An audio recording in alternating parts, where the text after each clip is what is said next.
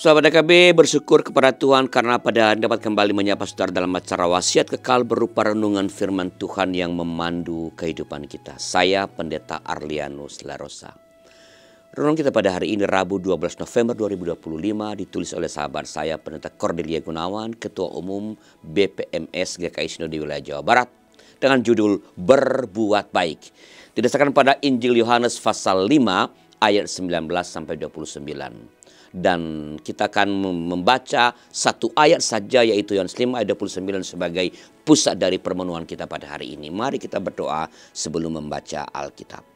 Bapa di sorga, terima kasih Engkau memberikan kepada kami kitab suci di mana kami boleh menemukan kehendak Tuhan di dalamnya.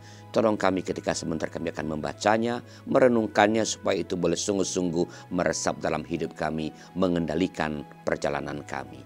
Terima kasih ya Bapa, dalam nama Tuhan kami Yesus Kristus. Amin. Saya bacakan sahabat Yohanes pasal 5 ayat 29, dengarkanlah firman Tuhan. Dan mereka yang telah berbuat baik akan keluar dan bangkit untuk hidup. Tetapi mereka yang telah berbuat jahat akan bangkit untuk dihukum.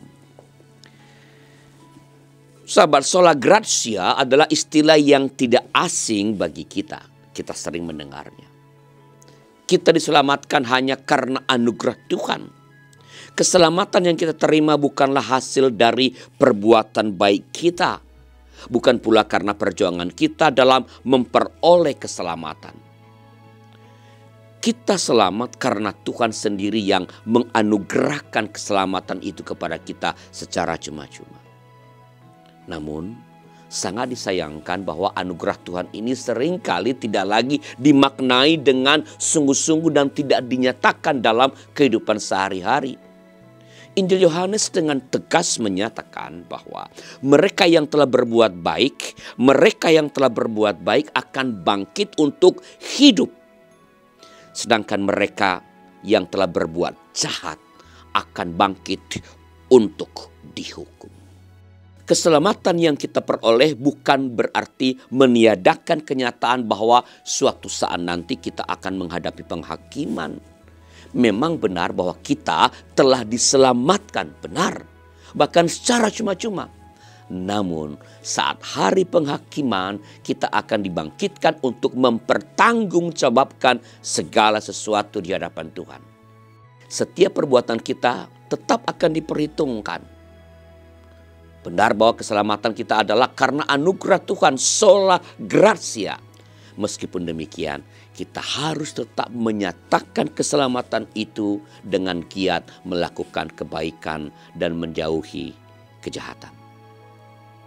Sahabat, pada akhirnya kita semua harus mempertanggungjawabkan setiap perbuatan kita di hadapan Tuhan. Maka mari kita memeriksa diri. Apakah kita melakukan perbuatan yang baik atau yang jahat?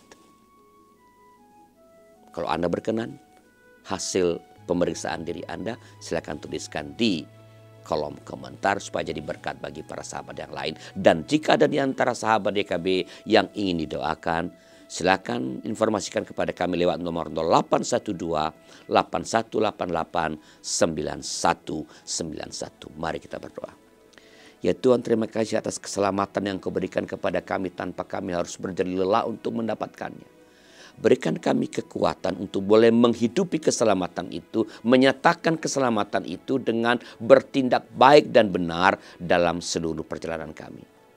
Berkati para sahabat DKB yang mungkin sedang dalam pergumulan pada saat ini. Pergumulan karena masalah keluarga, pergumulan karena pekerjaan, dan pergumulan-pergumulan yang lain. Tuhan tolong kuatkan mereka, beri mereka hikmat untuk menemukan jalan keluar dari persoalan yang sedang mendera mereka. Supaya oleh itu mereka dapat segera kembali berkarya dengan sebaik-baiknya untuk kemuliaan Tuhan. Terima kasih Bapa, dalam nama Tuhan kami Yesus Kristus. Amin. Demikian sahabat renungan kita pada hari ini. Jangan lupa subscribe, like, dan bagikan kepada sebanyak mungkin orang. Tuhan memberkati saudara.